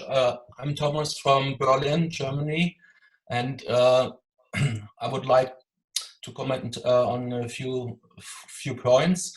I mean, for me, it's quite difficult to comment on the questions of Brexit and Britain from far. Also, I can't judge that in a detailed matter, but I must say I was very skeptical as an internationalist to see the British movement and also parts of the left movement and parts of the workers' movement who had the perspective that from a progressive point of view they supported somehow socialist Brexit, or I don't know. I could not understand that completely, because insofar, if I understood Finn, I mean, I would be also very skeptical about questions of national sovereignty, or in an imperialist country like Britain or Germany or France or so. Such movements in favor of nationalism or splitting of the EU or so is, as far as I can see, no progressive, and there is no progressive in it.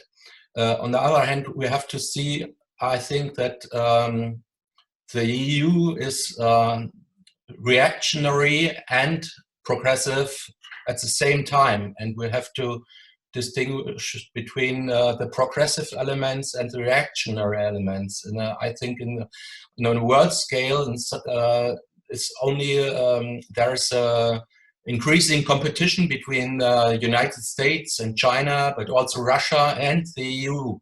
And if I follow the press here in the papers, the discussions in the bourgeois press in Germany, they all talking about China and the United States and the competition between these two blocks.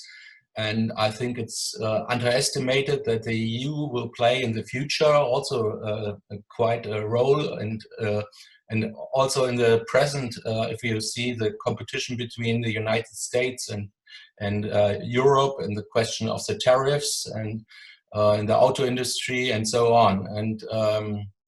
And we have to, as Europeans, we have to be very critical about our own governments, and that's including, I think, the European structures as well.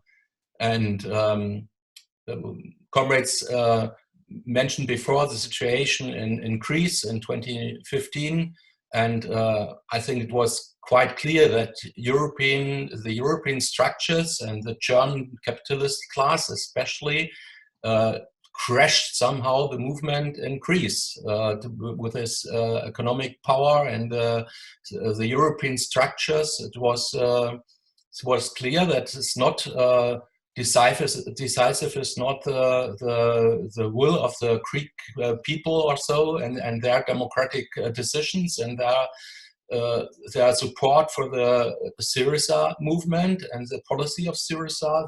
But in the end, the Europeans and especially the German ministers and government crashed this the legitimate interests of Greece. And I think it's so, if you can say, somehow the structures are quite brutal in the fortress Europe,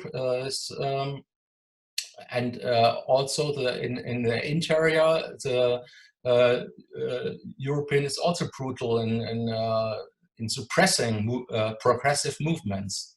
On the other hand, Finn, I would completely agree that there are a lot of rights in the EU, like the data protection rights or the health and safety rights and anti-discrimination law and so on. So there are also progressive elements which are and tendencies which are rights which develops and helps the working class and the peoples in Europe to come together and to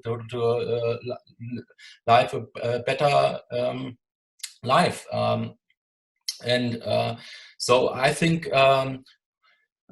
we have to ask ourselves under which conditions is it better to fight for, to struggle for better rights. And that is especially true for the youth movement. If you look at the youth movement at the present time with the environmental questions and the question of climate change and the questions of anti-racism, and so on, I think one of the reasons, not the only one, but one of the important reasons that movement starting with Greta Thunberg in Sweden is sweeping all over the world and also in Europe is that we have a more integrated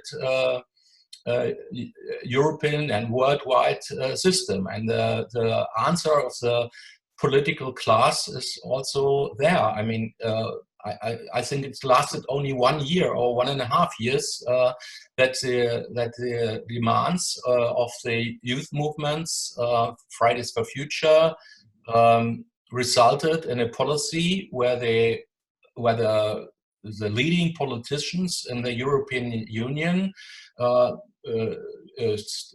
talking about the Green Deal, a new Green Deal. I mean, we know the limits of that, but on the other hand, I can't remember in the last decades a movement from below which has such quick results in government spending or so. And it's true, some of these policies is greenwashing and it's not serious. But on the other hand, we shouldn't underestimate this influence of the youth movement. And the other movement which we have to consider is the union movement. And I think there's also the situation that it's, I think it's better to integrate and to elaborate European union policy inside the European Union than being outside the European Union. But I must also say that if you look at this field, there's no much integration. If the union, I mean, would be absolutely necessary to have European collective agreements, which fights for common goals, for a minimum wage, or at least for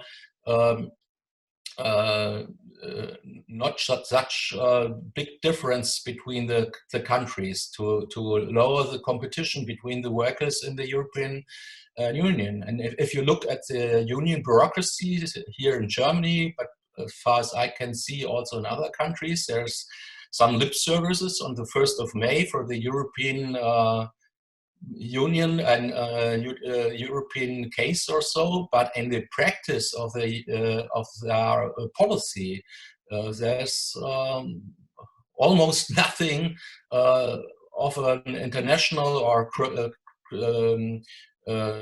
European-wide collective agreements or so. And this is it's really a big problem, I think, because it's not only leads to the strengthening of the rights and of the nationalists, but is also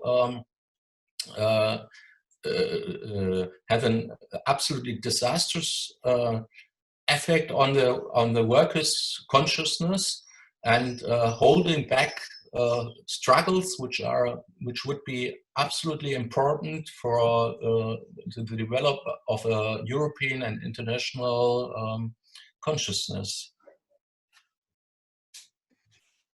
I would appreciate if somebody could comment on the question of the unions. Yeah. Thanks a lot.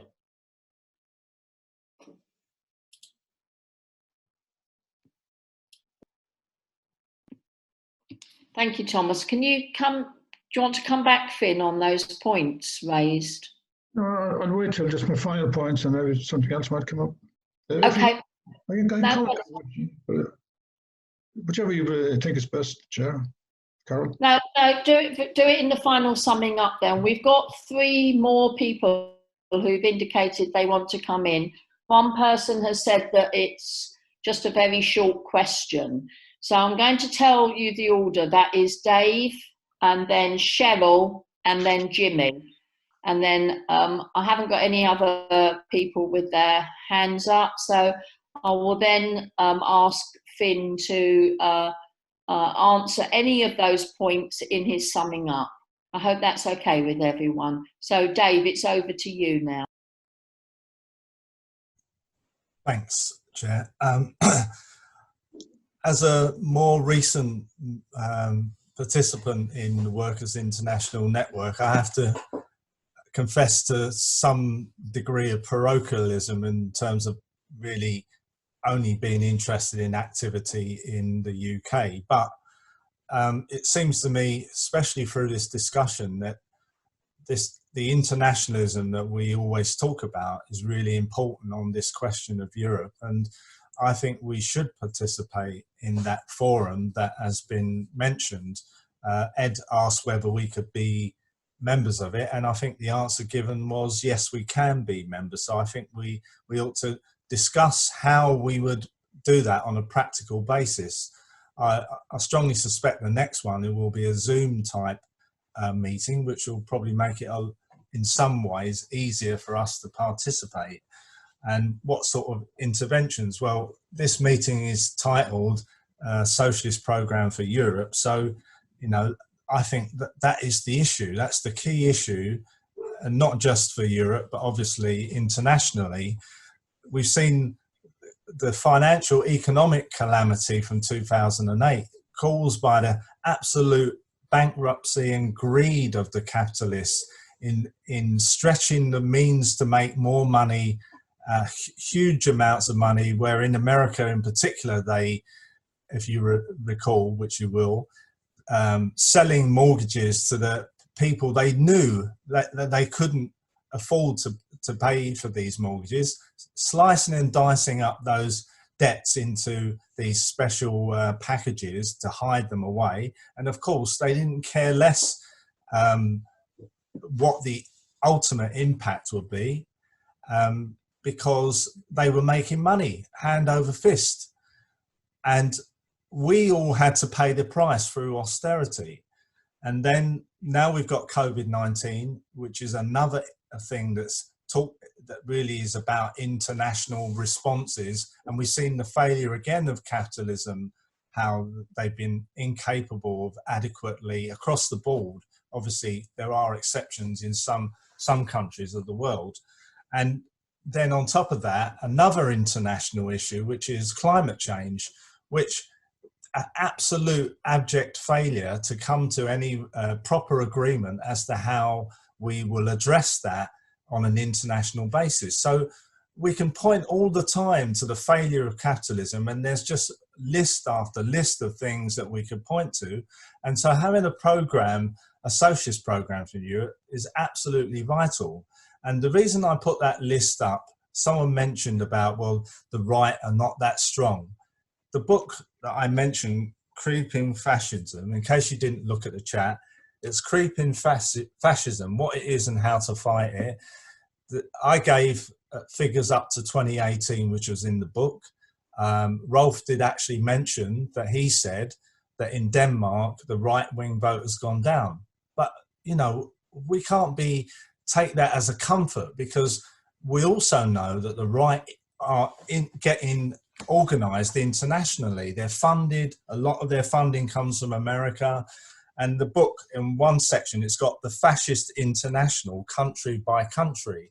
So whereas the left over the last 20, 30 years have been, I would argue, have become in many ways incomparably weaker, you know, because prior to that, communist parties were relatively strong, as were Labour and Socialist parties.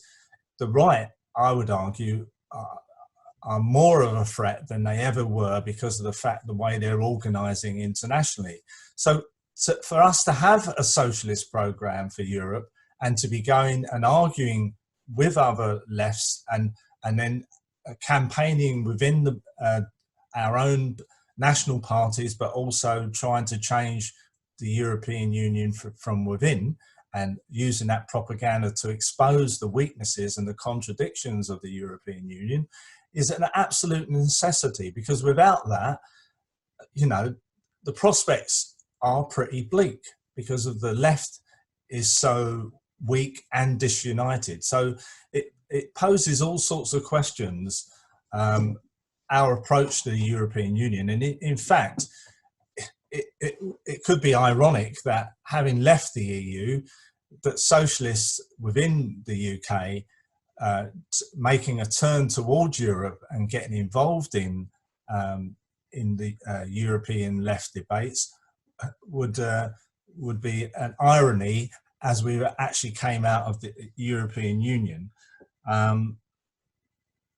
Yeah, and sorry, I had to mention that one of the reasons for the rise of the right is because globalization, i.e. capitalism, the way it's organized, is causing so many problems to the working class across Europe that they're listening to the right and the types of arguments that they're making. So we're not really in the game, if you like, in terms of winning the working class over.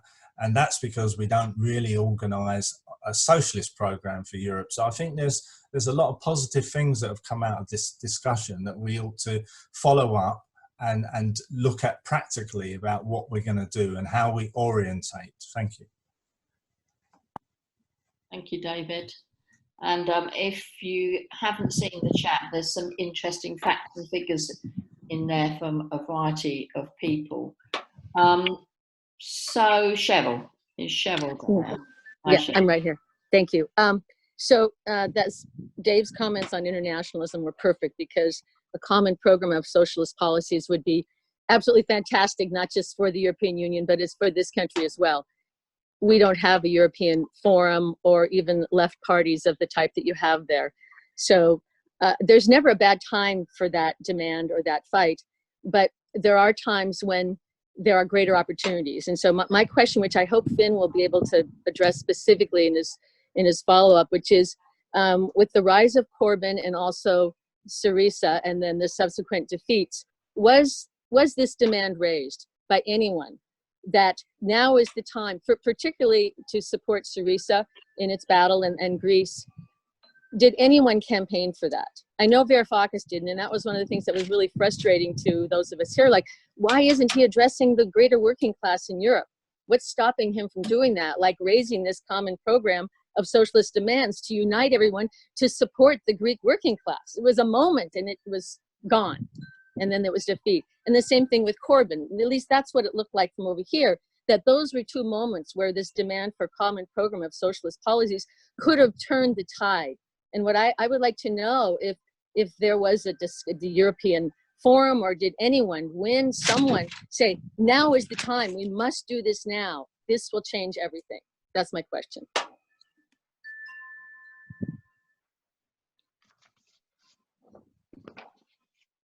Okay, thank you. Jimmy, would you like to come in now? And then I'm going to ask Finn to sum up and address any of the questions that still remain. Yeah, and I'm going to be probably even more parochial than Dave, in that I'm going to raise an issue that's very, very close and very narrow in its appearance, but in reality has a much wider agenda. And what I'm talking about there is Finn made a reference to a recent decision by the High Court in Ireland, which overturned an employment agreement for electricians.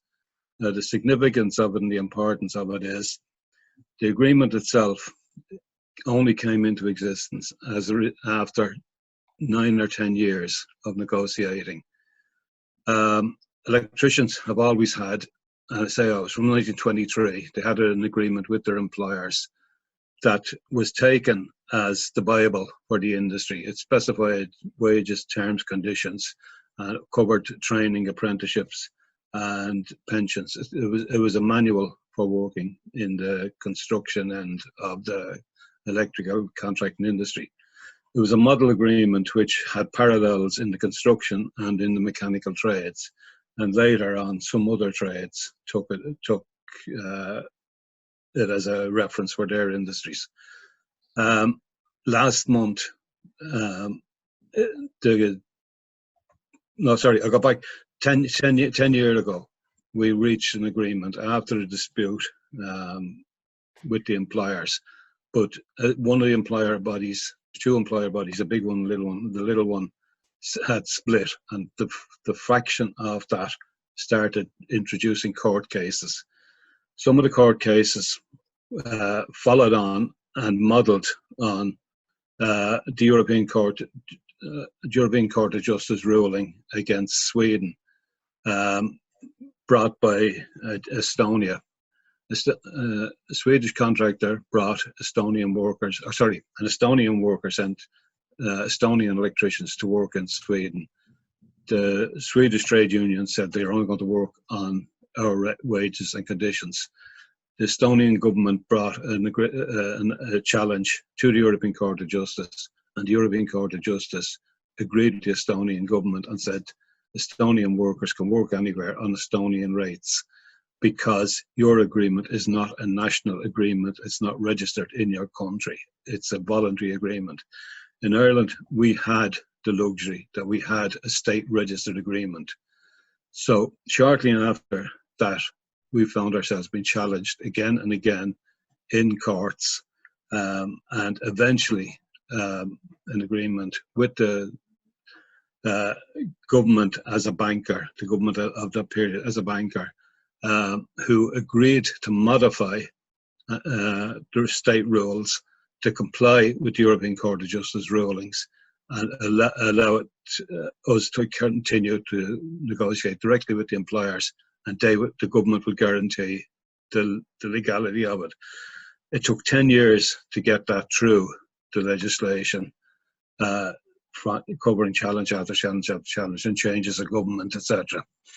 Then when it came in, it established that the employers could negotiate under the jurisdiction of the Labour Court, and that the Labour Court would make a recommendation to the Minister for Labour, who in turn would bring it to the Parliament, and the joint houses of the Parliament, which are known as the Oireachtas, the Senate and the Dáil, would then ratify it, and it would become mandatory wages and conditions for electricians. But the parallel ones for construction workers. Now, just to give an idea of people who are bound by these agreements: electricians, plasterers, fitters, carpenters, painters, hairdressers. There's a wide range of service industries. All of them are bound by it. Now, this small hobby horse group of contractors challenged yet again in the High Court the more recent decision of the minister to ratify the agreement, and challenged not just, funny enough, they didn't challenge the unions. They challenged the Labour Court, they challenged the government, they challenged the Attorney General, and they challenged the minister, and they won. The judge found that there were flaws, in procedural flaws, in the way the minister did the business, in that the minister rubber stamped the agreement, the information coming without testing it. And it was basically the weakness of the way it was handled by the people that led to this. Now, the result of it was, it took the guarantee wage of approximately €25 an hour, took the protection of that away, and left all that category of workers entitled only to €12 something an hour, the minimum wage. Now, the situation is that that is the way the law is now, that there is a reduction, effective reduction of the guaranteed wages down to the minimum wage on a national basis. The response of the union has been to consider the situation and take note of a couple of factors. One is that the Employers Association themselves have made a statement that they, as far as they're concerned, there's no change, and that workers who are entitled to benefits and wages and conditions, as far as the Construction Federation are concerned, that still stands. The union is sitting waiting to see if any employer tries to undermine it, and as yet nobody has, at least up to this week anyway, nobody has. But the other thing that the union is also waiting to see is the role of the government, because the fact that the senior legal officers and the senior labour officers of the government have been undermined, that the government has signalled. Now again, timing is bad on this, because we've just been through the creation after 6 months of a new government, and the people are only about a week or so in office. I'm not even sure who the new ministers are that have responsibilities, but the government has signalled that they are going to appeal. The department that looks after it has indicated that they intend to appeal, and the Attorney General in the office has indicated have to appeal. But none of this has been formalised yet because of the dodginess in the government. But the one thing that has been resolved by the Connect Union, which is the electricians union, that if we gain evidence that there is a serious case of any breach of the agreement, the response will be local and, if necessary, a national dispute. So the situation is up in the air. But the interesting thing about it is that this has its origin in the European Court of Justice ruling, and may yet finish up on appeal back to the same European Court of Justice for another overall ruling. But there's one other thing, and it touches on something. I think it was Dave who made the question. Forgive me if I'm wrong on that. The question of money. One of the things that we do not know is who has been financing these small group of contractors for the last 10 years. Massive money has been spent in the courts, in the lawyers' offices, by very, very small contractors. And we don't know where that's coming. There is big money coming, but we don't know from where. But it is orchestrated.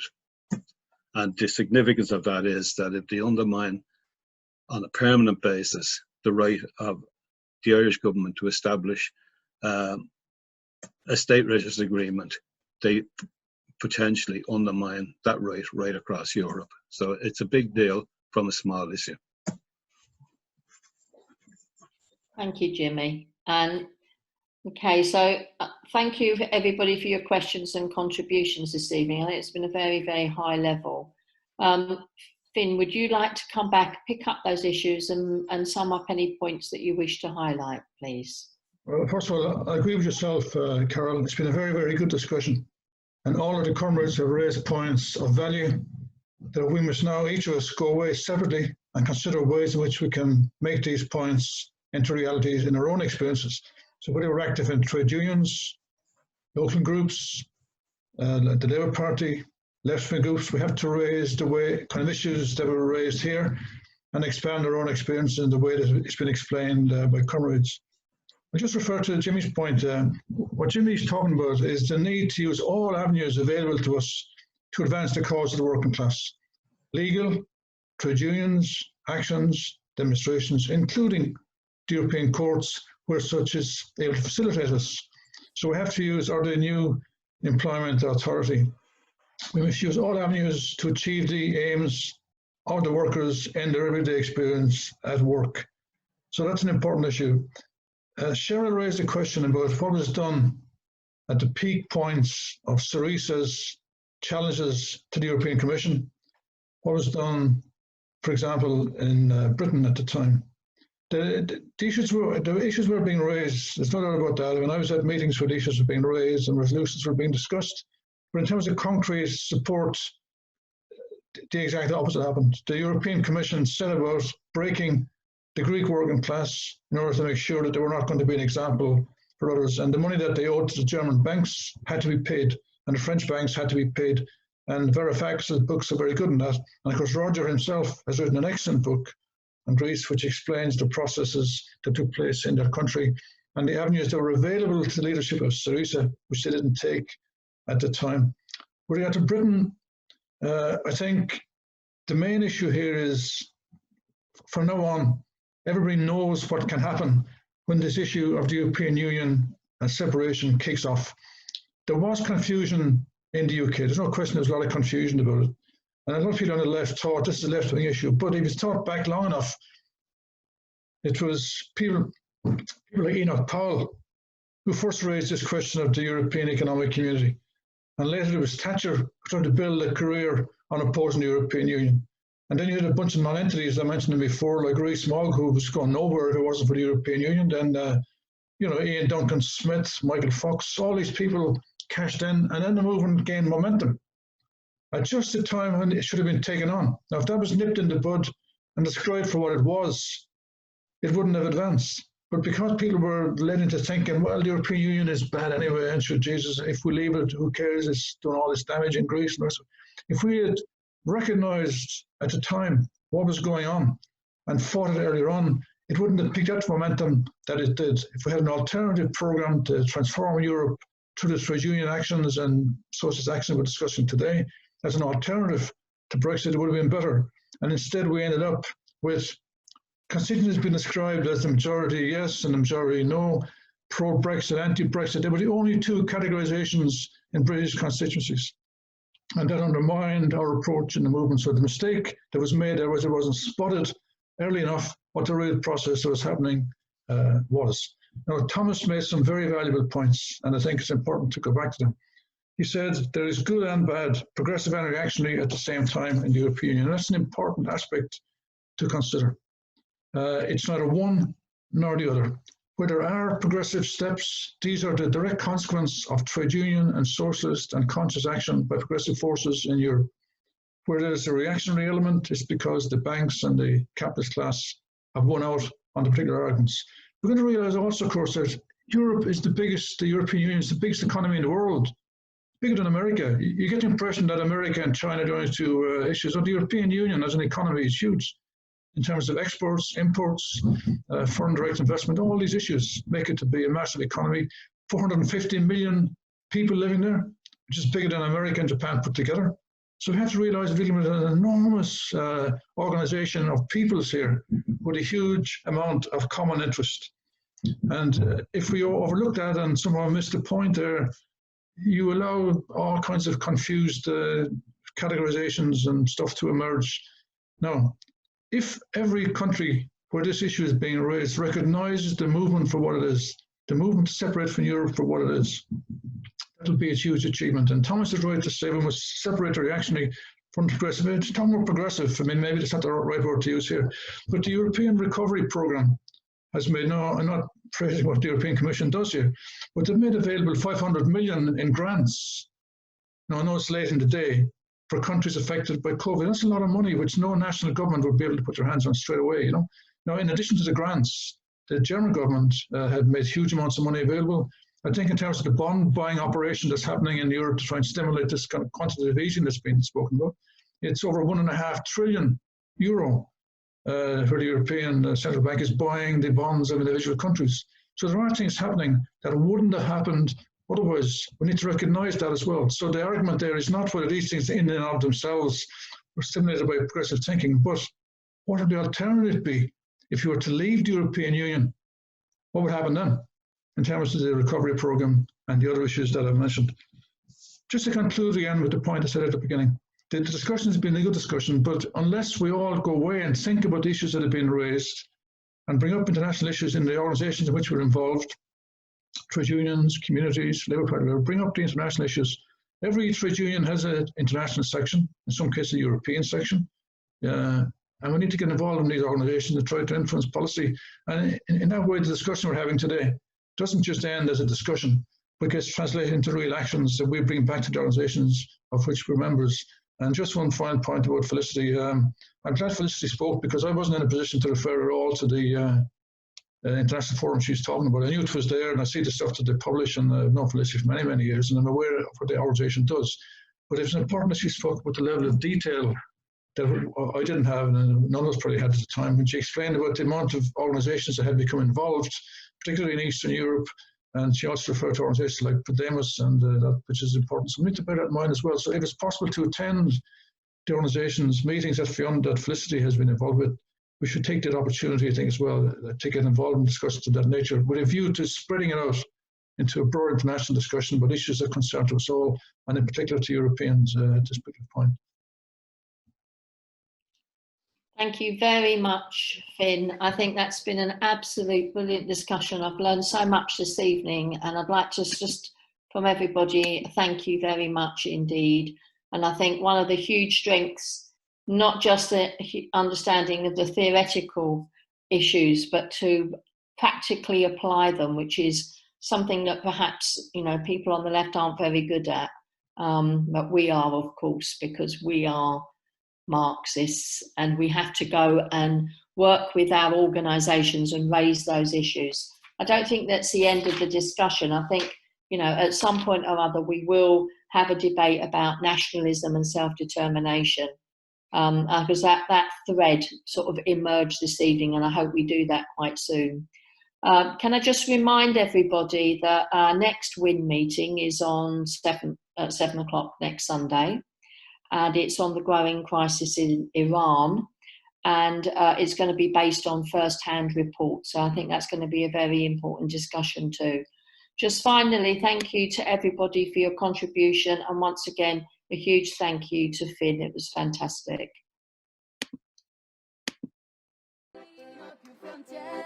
Sono i confini, rosse bandiere,